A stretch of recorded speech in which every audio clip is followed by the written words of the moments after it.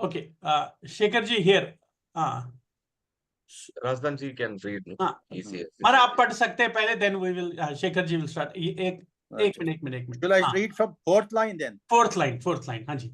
Yes. Sudakshana Hari Priya. हाँ जी. Yogini Yogi Yuktacha Yoganga Dhyan Shalini. नहीं, आपको अपने हिसाब से पढ़ना है शेखर. अच्छा, मैं अपने हिसाब से. अच्छा, चलिए. Yes. Sudakshana Hari Preya Yogini Yogi Yukta Yoganga Dhyana Shalini. Yoga Pattadara Muktana Paramagati Narasimhi Sujanma Chatravarga Phaladayeni Dharmada Danada Chaika Kamada Mokshadayeni Sakshini Khanada Daksha Dakshaja Koturupini Kritukatyayini Swecha Swachanda Chikavi Preya Satyagama Bahistach. That is end of the page. Okay. Should we go ahead? नहीं, we will stop here only. यहाँ से. हाँ जी. Shekhar ji. Sudakshana Hari Priya. Sudakshana.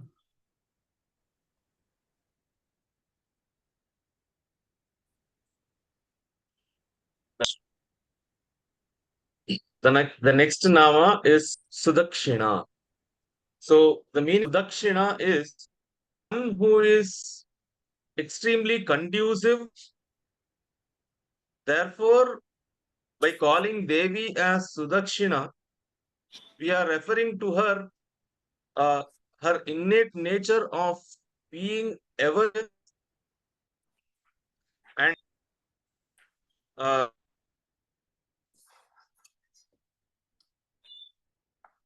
to come to the aid. Normal parlance is understood as one who is very in Hindi we say anukul, बहुत ही अनुकूल है. So in that sense, the word Sudakshina is used in the classical once again the same thing from the ability to perform things in the most appropriate and the best possible manner, and by adding the upasarga or the prefix su to this, while doing this, the person who acts is also very sulabha. Sulabha means very much approachable. So Sudakshina is when a person is not only adept in doing things, but is also approachable by others in to get the things done. So as a character, Sudakshina name or an then given to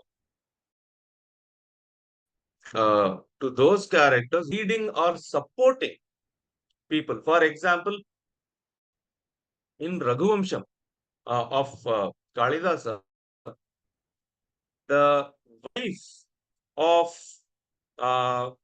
Dilipa, who was the father of Raghu, she was called as Sudakshina. The reason was that Dilipa was under a curse by Kamadhenu. And while he was returning from the Swargaloka, he did not notice Surabhi on the just bypasses, and Kamadhenu curses Dilipa that you shall not have the purpose of your, that is, you shall not have a child till Surabhi is pleased. So for a long time, Dilipa didn't have children, such as his Kulaguru Vasishta.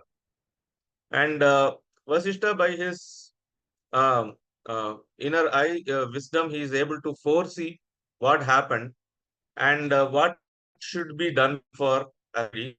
Just don't worry, luckily for you, Surabhi is now in my ashram. So you have to just serve her. Once she is pleased, then you shall be blessed with a progeny. So Dilipa conveys this to Sudakshina, his wife, and both of them immediately set out to the ashrama of Maharshi, and they stay in the ashrama of Vasishta Maharshi. And in spite of being a noble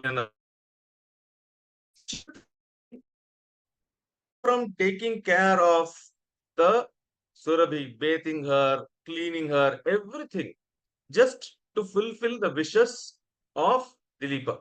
Also her own wishes, but because Dilipa had asked her to do so. So the character, by calling her as Sudakshina, see the term Sudakshina as a wife of Dilipa, we do not come across in the Valmiki Ramayana. This is Kalidasa's, or probably Kalidasa had some other source, we do not know. But the way she behaves herself, Kalidasa gave her the name Sudakshina. Okay, anyone who is very much accommodating. Why are we calling Devi as Sudakshina?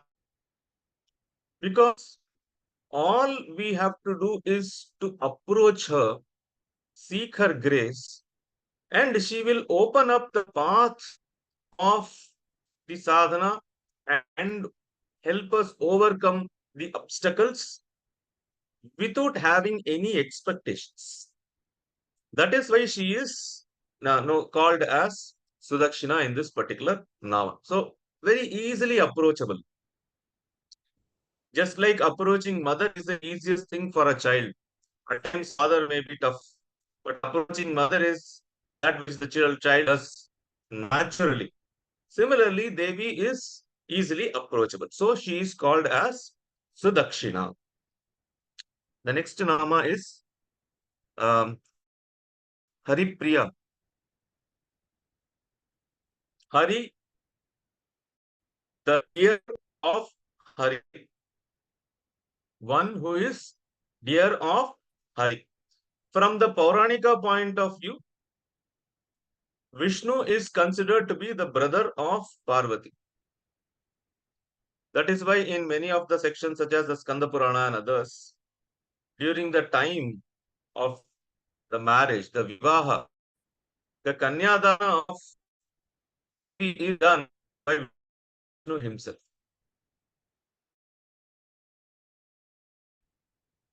And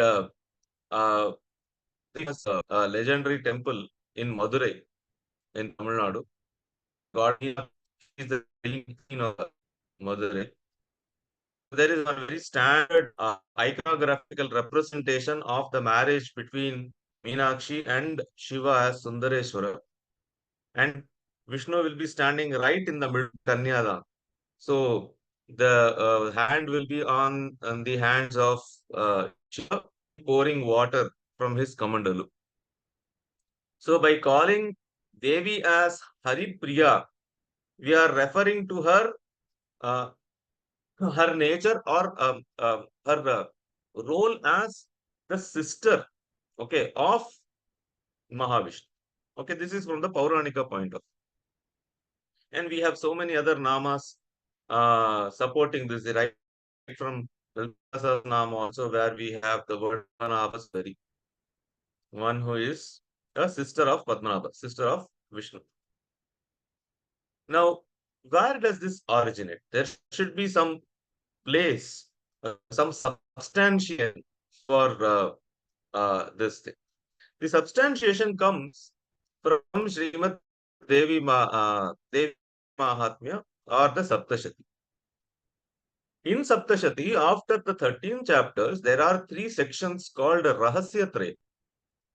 The first is called as a Pradhanik Rahasya, then the Vaikritik Rahasya, the third is called as a Murti Rahasya. In this, the Pradhanika Rahasya tells or speaks about the origin of the cosmos from the Shakta point of view. So, there it describes how there was the unmanifest and Devi was the only existing reality. Devi in her form consciousness. So it says Sarvasya Adya Mahalakshmi. Okay, so she was So here the term Mahalakshmi and all those should not be understood the way we fully understand. Okay. So here it is Lakshmi Adi. And then she brought forth three entities. Mahakali, Mahasaraswati, and Mahalakshmi. And each of them once again bifurcated into two. So from Mahakali came Parvati and Vishnu. From Mahakali came Vishnu. So now we understand how they become Sahodara, even brothers and sister, even in the Puranika legend. Okay. So by calling Devi as Haripriya, we are referring to this aspect of manifestation. That is why in the Saptashati Charitra, the first Charitra also, we have one Nama, we have one mantra or a shloka, which says Yoga Nidra Jagatpatehe Mahamaya Hare Chaisha Yoga Nidra Jagatpate. So she is the Jagatpati, okay, or Mahavishnu's Yoga Maya, that which wields, the power that wields. So she is that Mahamaya, so that aspect of wielding, okay, which is responsible for the sustenance, right? Otherwise, there is no sustenance, because the moment you realize your unity with consciousness, there is no play of the material experience. Okay, sustenance will happen only when there is Tirodhana in its full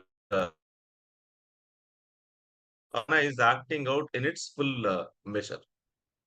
So that is why she is that Mahamaya of Hari, of Vishnu. And because of her operation, the entire Vishnu is able to sustain. Taya sammohyate. By her, everything is deluded. Jagadeta characharam, the entire world. And once she withdraws, okay, that will result in the dawn of, or the path of our, we stepping into the path of self-realization. So the entire Saptashati is nothing but the journey of a sadhaka, okay, right from the moment he awakens to the inner quest and culminates in him realizing his conscience. The entire Saptashati, all the 13 chapters, including the various asuras and the other episodes that we come across, are all the kind of obstacles that we face in our path of sadhana. Okay, coming back to the Nama Haripriya. So, Haripriya, who is or one who supports Hari by being that Mahamaya Shakti. Therefore, she is dear of Hari. Interestingly, the word unity between Hari and Hara, okay, is established right at the root level. That is why we say at the root level, at the dhatu level, both are same. Only in the pratyaya or the appearance, they become Hara and Hari. The word Hari and Hara both are from the dhatu Hrihar. Okay. So when you add a different set of suffix, it becomes Haraha. When you add another set of suffix, it becomes Hari. So the difference is only in appearance. Essentially, they are the same. At the dhatu level, they are the same. So Harapriya, Haripriya, both would mean the same. So Devi is Haripriya. The next Nama is Yogini. Yogini, one who is endowed with yoga, is Yogini.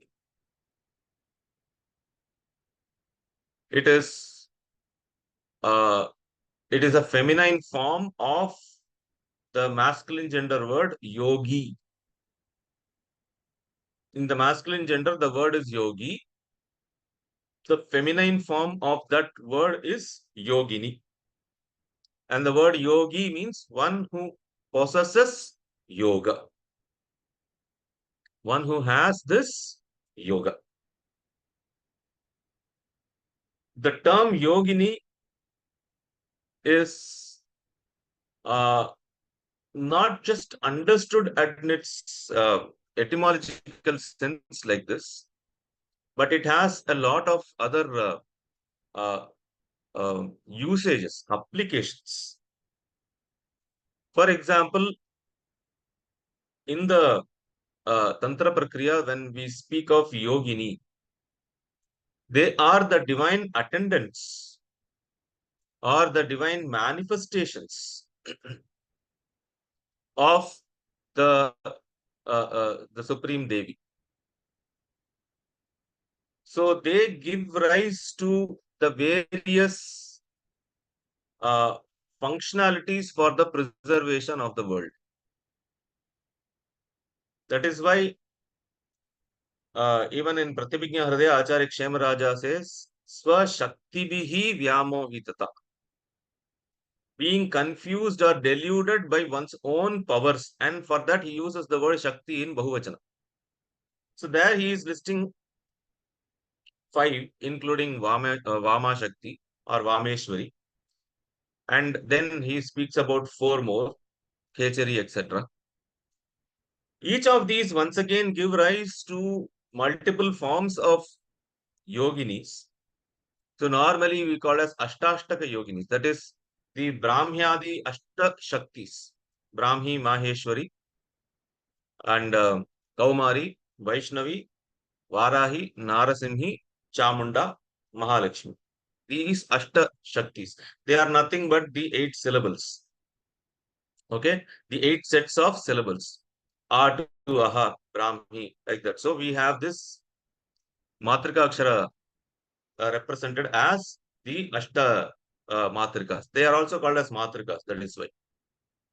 Each of these give rise to 8. So 8 into 8, 64. That is why they are called as Ashtashtaka or Chatushashti Yogini. 64 yoginis. So Chatushashti yoginis are the various manifestations of that single primordial Ichha Shakti, which transforms into Jnana and Kriya, and then multiplies into as many as required for the play of manifestation to happen. So the term yogini is normally understood in the Tantra Prakriya to refer to these set of Shaktis. Now they can be approached for furthering one's mere physical facility. They would still do it. So indulging in that, in Acharya Kshemaraja's term, is indulging in the Pashu Bhava. You will be entangled in the Pashu Bhava. Or you can approach them for the release from the Pashutva. Then they will help us overcome the Pashu Bhava and help us realize our Shiva Avastha or Shiva Bhava. So the yoginis were capable, because the one who puts the knot will know how to remove the knot also.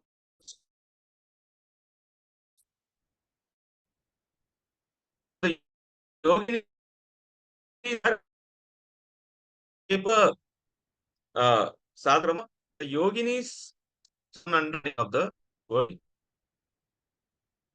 The term yogini is also used to refer to the Shatchakra yoginis. This we have already seen in some of the earlier namas.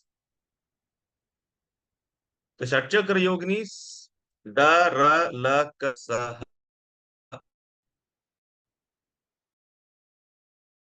Kini, Ni, La, Lakini, Sa Sakini. Shatakra yoginis, their function was to help the sadhaka ascend the path of progress. So, a person who is indulging in the yoga marga, he would be assisted by these yoginis for the ascent to the highest seat of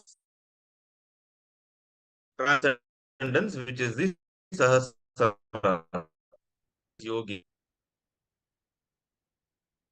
Right from the Mooladhara, when the travel starts, since they help him attain that yoga. So this yoga, once again, in our system, we should not understand as an union of two things, okay, which are disjunct. Then we are going against our system.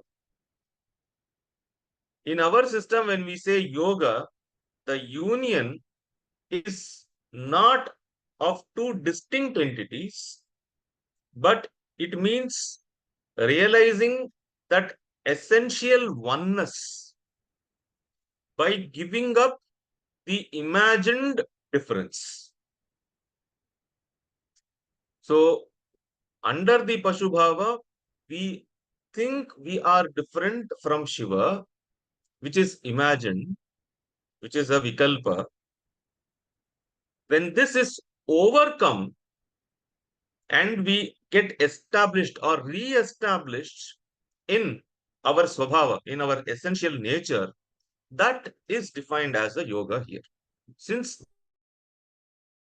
they assist us in realizing this, they were called as the yogini. So that is why the term chakra, chakra is that which propels or pushes. Okay. So right from the Mooladhara till Agnya, it is called as chakra because it is pushing or propelling the paths. And Sahasrara is called as only Padma. Because after that, that is the that is the ultimate destination.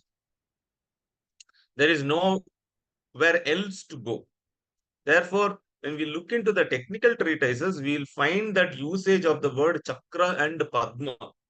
Okay, why certain places chakra is used and why for certain thing padma is used? Because padma will have the twofold act of unfolding and folding, just like a lotus which blooms and then it unfolds.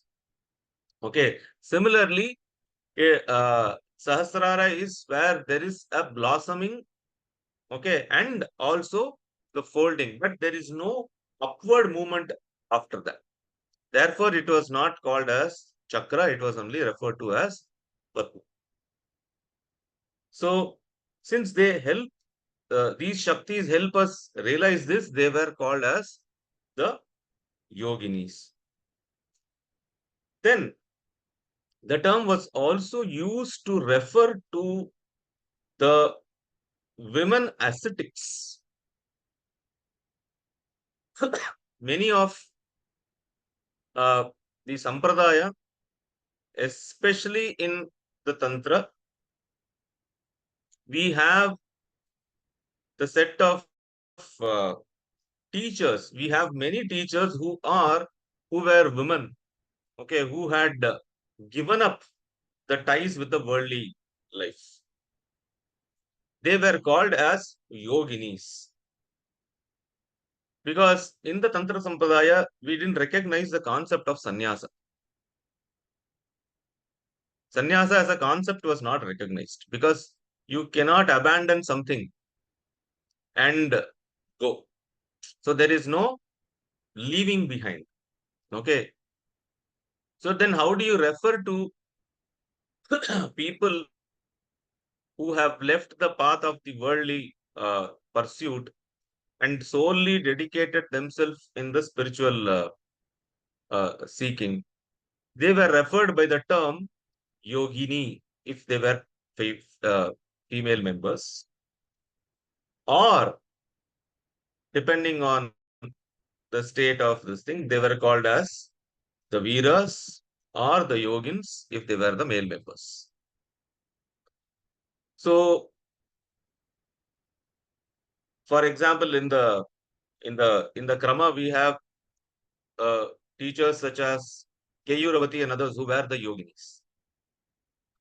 And there is a text by name Mahathamanjari, which also once again belongs to the Krama, wherein the entire text was revealed to Maheshwaranandanatha in the dream by Yogini in her in Prakrit. I think we mentioned it in last class or something like that. So they were called as Yoginis again.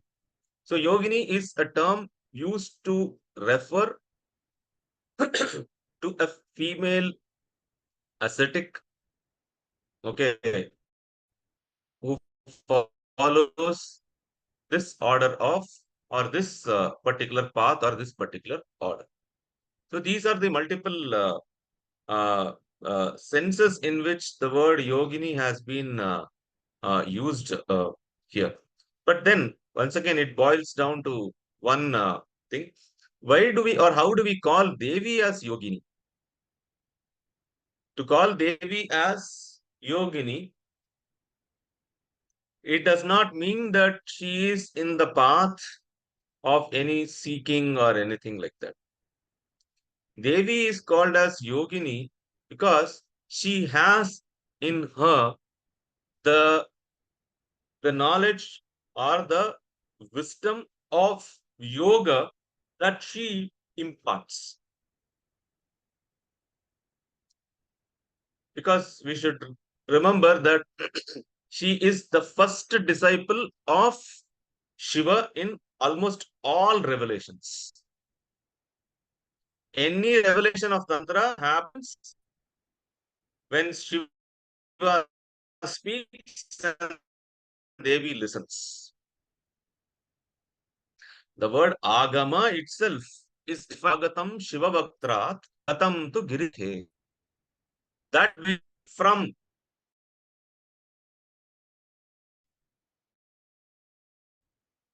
the mouth of Shiva Devi, Gatam Girija Mukhe. And it is the third line, there are few multiple readings. Okay. Matam tu Vasadevasya, Tasmat Agama Uchyate, kind of things. It is also that which is acknowledged by Vishnu. Therefore, it is called as Agama. So, almost any source revelation happens with Devi receiving or being the recipient of the knowledge of yoga. So, let's take, for example, Vijnana Bhairava Tantra itself. All the upayas were first taught by Shiva to Devi. So, who is the custodian of the knowledge of the yoga? It is Devi. So, one who possesses the wisdom of yoga is Devi. And it is through her grace that this wisdom gets passed down to all of us. So, we become the recipient of her grace. Therefore, we become recipient of this wisdom also. Since she is the original repository of the yoga jnana, she is yogini. So at this time, we should also know that I think we have been mentioning it in a few occasions, that the Shaiva path of yoga is a very distinct path. And because of the commonality in certain terminologies, right from the word yoga itself, we think that whenever someone speaks of yoga, it is referring to the Ashtanga Yoga of Maharshi Patanjali. That's a common misconception. We should know that the Shaiva system, when we speak of Shaiva as a system, I'm using the bit loosely to refer to Agam and the Tantric system of the Yoga. That's my intention here. So in this Marga, we have all the Agamas, the 28 Mula Agamas, when they are divided into section, just like the Veda is divided into each of the, for example, when we take Rig Veda will be subdivided into Samhita, Brahmana, Aranyaka, and Upanishad, 4 sections. So will be the Krishna Yajurveda, Shukla Yajurveda, like that. So just as the Veda follows the fourfold classification, internal classification into Samhita, Brahmana, Aranyaka, Upanishad, similarly, the Agamas also followed an internal fourfold classification. It called it as Pada. So there are 4 Padas. Charya, Kriya, Jnana, and Yoga. So there is a Charya Pada, there is a Kriya Pada, there is one Jnana Pada, and there is a Yoga Pada. So all the Agamas have a section dedicated to Yoga. It will be mostly the same across with small minor differences. So, okay, the point was to drive home the idea that the Shaiva Yoga is or originates from the Mula Agamas revealed by Shiva himself. So, this system is just to differentiate from the Patanjala system. We call it as a Shaiva Yoga. Okay. So, we have one of the best representations of the Shaiva Yoga paths in Skanda Purana itself. So Skanda Purana speaks of the Shaiva Yoga Marga. And when we come to the Agamic texts, then we have books such as Jayadratha Yamala, okay, which is which speaks about the Shadanga Yoga. And we also have other texts such as Rauravagama, Kiranagama, Swayambhuvagama.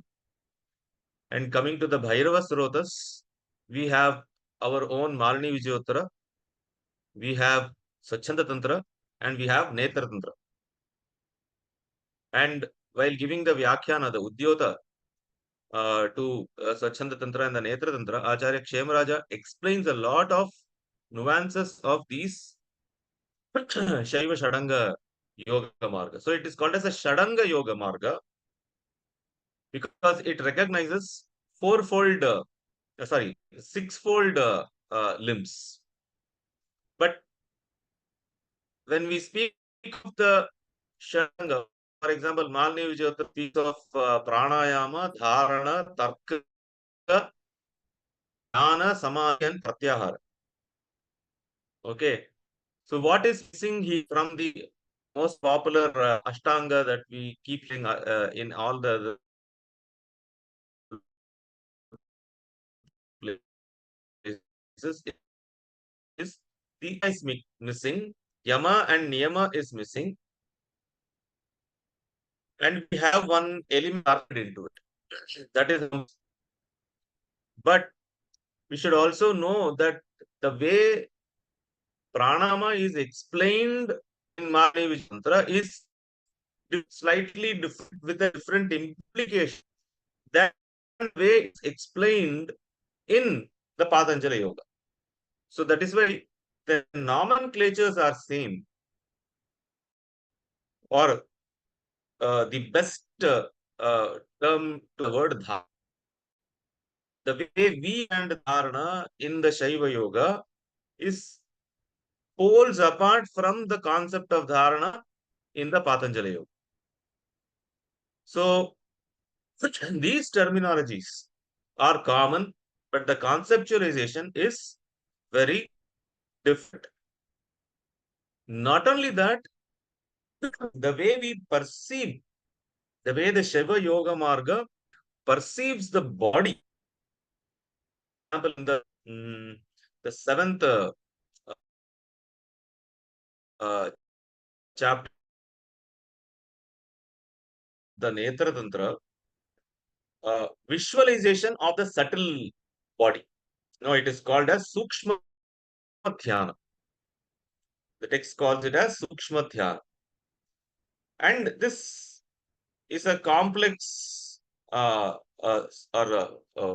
complex yogic body or the subtle body we are referring to, which consists of Shat Chakras, 16 Adharas, 3 Lakshyas, Pancha Shunyas, 5 Shunyas, Dwadasha Granthis, 3 Shaktis, 3 Dama, and Ashtanadis. We have this in Malini Vijayottara also. But in the Netra Tantra, Acharya gives a very detailed about what this Sukshma Sharira is. So the way the Sukshma Sharira has been conceptualized in the Shaiva Yoga is detailed, all comprehensive, and very, very it goes to the, or it takes into account a lot of important practical factors. Okay. So the fact that we have to appreciate that the Agama Yoga Sampradaya feeds to a lot of practical yoga marga, okay, that is existing. Something that is not duly recognized and something that is not duly acknowledged. We should remember that the revival of yoga as a system happened only 100 years. The Patanjali Yoga or the Ashtanga Yoga or the Raja Yoga as a system happened 100-120 years back. Till that time, what was practiced as the yoga was an offshoot of the Shaiva Yoga or the Tantra Yoga. Okay. The chakra concept in Patanjali. If you read the Patanjali Yoga Sutra, you will not come across any reference to Shat Chakras and kind of. But anyway, so when we speak of yoga, yogini, when we speak of Devi as yogini, she is this repository of this complex set of information or knowledge of yoga, which was imparted in the Guru Sishya Parampara. And if it comes from, and also as in the Sampradaya also, we believe that any, whether it is the Upadesha in the Yoga or Upadesha in Mantra, if it comes from a yogi, it brings forth quick results. So a Yogini Upadesha was always considered to be a great blessings in traditional Sampradayas. So by referring to Devi as Yogini, we are referring to her Swarupa or her nature of being the repository of this rich wisdom of yoga. Then the next nama is Yoga Yukta. Shekharji, I just want to ask a question. Yes. Yes. When we talk about yogini, like we talk about Shat Chakras, then we tell about Saptamatrika, then we talk about Ashtamatrika, then we talk about Nav Durga, then we talk about Dash Mahavidya. What is the relevance of these numbers or these devis in a different this I have never understood actually why they are in different numbers and they're referred at different places. Rakesh ji, actually, because there there is a beauty in the sequence. Mhm. Okay, when we when you are referring to, for example, Shat Yoginis, Saptamatrikas, Ashtamatrikas, but from the concept point of view, we cannot or we should not try to link them up together and try to find meaning there. For example, I'll take Dashamahavidya. Hmm. Dashamahavidya as a concept is the approaches in the Dashamahavidya itself is classified into two sections or two half. One is called as the Shri Krama, other is called as the Kali Krama. Okay. Under the Kali Krama, we will have Tara, Chinnamasta, Dakshina Kali, Dhuma, and all those devas. Under the Shri Krama, we will have Shodashi, we will have Kamala, then we will have Matangi, and Devis like so. They are the approaches to the sadhanas. They are called as Vidya because the mantra of any feminine devata is called as Vidya. Okay. And the mantra of a male deity is called as Mantraha. Mhm. So that is why when we say Shri Vidya, it is the Vidya of Shri. Okay, it is the Vidya of Shri. Okay. So Dashamaha Vidya is the Mantra Marga approach to 10 aspects or 10 approaches to the same end. Okay, so that is between the Ashta and the Sapta Matrikas. The from the Varnamala point of the La and Ksha, when they are treated separately, they give rise to the 8th group. When the La and Ksha is clubbed together, it becomes only 7. Okay, so that is the difference between Sapta and Ashta. Ashta. Okay. And Navadurga.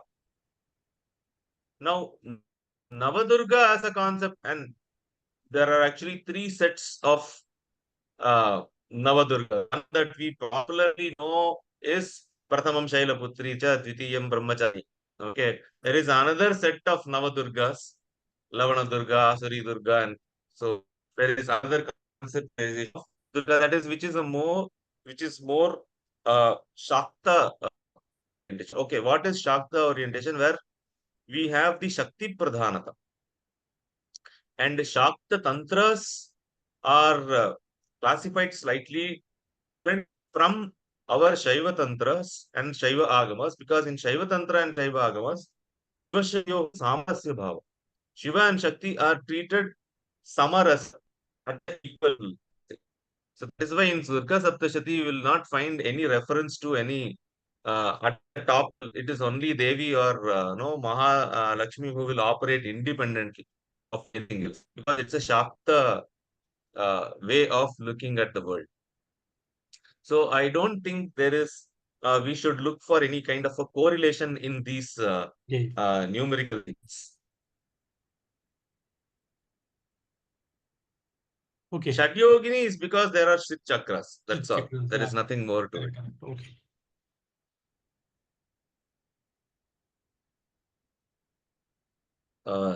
Okay. So Next nama Yoga is Yukta. Yoga Yukta.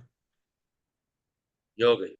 So Devi is Yoga Yukta, one who is always in yoga, one who is always joined. No. So with what is she joined? She is always in union with Shiva, or this union once again means or used in the sense of inseparable.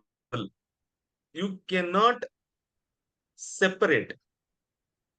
So Shiva and Shakti as an aspect are inseparable. The Prakashana and Vimarshana as are two aspects of the same entity which are inseparable. So by calling Devi as Yoga Yukta, we are referring to her nature of being ever united or inseparable aspect of Devi from Shiva. Not that there is a yoga and there is a yoga. There is a separation and union. No. To emphasize that there cannot be anything called separation, because separation will happen when you have two distinct units, right? That is how separation will happen. When a thing is made up of entities, okay, they can be joined or they can be taken apart.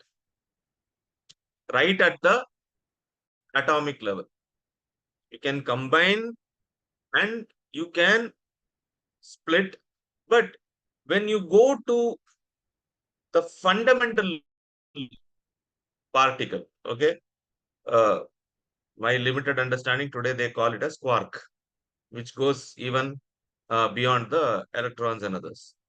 At that level, at that fundamental level, you cannot break it down any further. So fundamental entities cannot be split. Okay. So referring to that, that nature of Devi, wherein she is ever united with Shiva in the sense that she cannot be separated from Shiva. Vimarshana cannot happen without Prakasha. Prakasha cannot be Prakasha till it reflects itself in the Vimarshana. So she is always in union with Shiva. She is Yoga Yukta. Yoga Anga. So the Angas of the Yoga.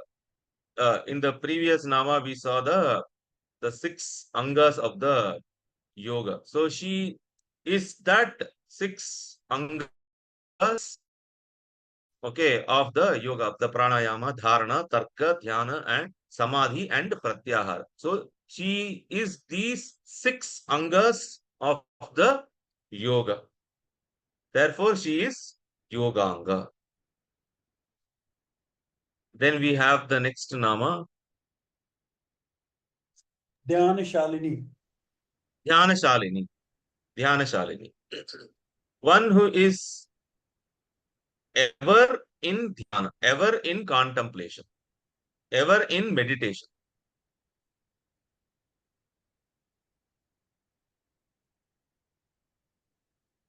What will Devi meditate upon?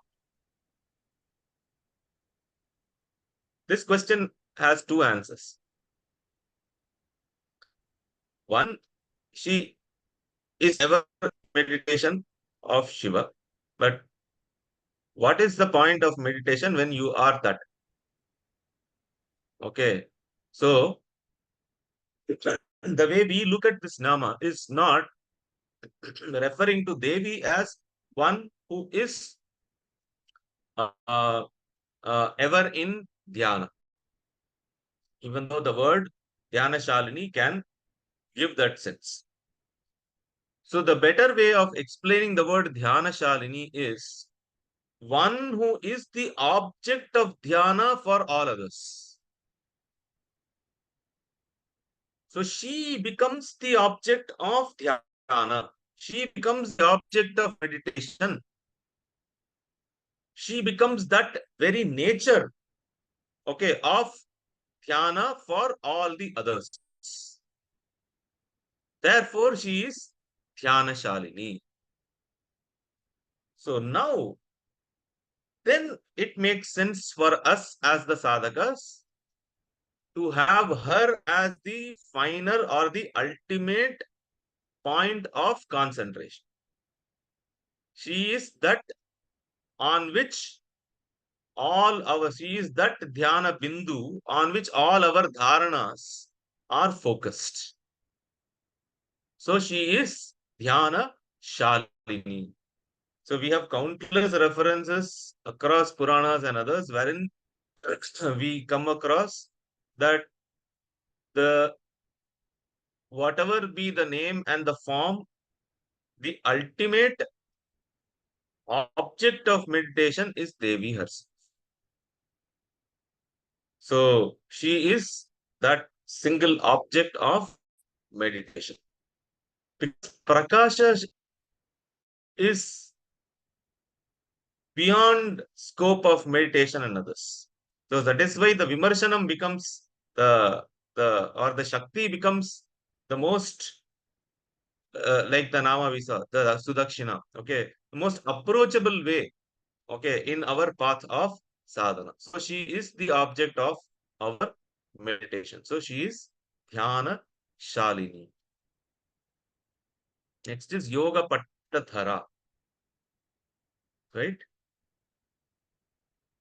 That is correct, Shekharji. Yoga Patta Dhara. Yoga Patta is okay. In the iconographical representation, when a Devata Murti is sculpted, the Devata Murtis are normally in three aspects. They are depicted in three aspects: Yoga, Bhoga, and Vega.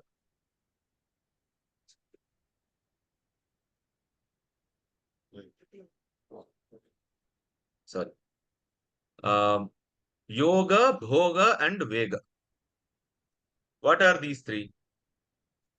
Bhoga is when we are depicting the Devata Murti in union with the other. For example, Shiva with Parvati, okay, Vishnu with Lakshmi, like that. So such a representation is called as the Bhoga Murti, when both of them are depicted, okay, in union. So Shiva Parvati sculptures and all that we come across, they are all the Bhoga Murtis, the Kalyana Sundara and others. There are Vega Murtis, wherein we depict an act of samhara, such as Mahishamardini or Andhakasura Samhara. So, some fierce aspect of samhara, when it is depicted, it is called as Vega. The third is the Yoga Murtis, wherein the form reflects, or a form is shown reflecting upon. Okay, so that yoga. And in all these yoga murtis, as per the Shilpa Shastra, they are shown with one band, okay, tied around or beneath their elbow. For example, I don't know how many of you have seen Hampi Narasimha. Okay, in Hampi, there's a colossal statue of Narasimha. He will be shown with his legs crossed like this, and there will be one strip of cloth that runs, okay, beneath his knees. That strip of cloth that runs beneath that knees is called as the Yoga Patta. We'll find that Yoga Patta in Dakshinamurti images also, because it is also a Yoga Murti. And there were representation of Devi also with Yoga Patta. There is one representation of Saraswati, okay, with the Yoga Patta. So Yoga Patta is that strip of cloth which was used in the Shilpa manuals to depict that this Murti is the Yoga Murti. Not sure, at least that Ayyappa images that you see, there also you will see that Yoga Patta.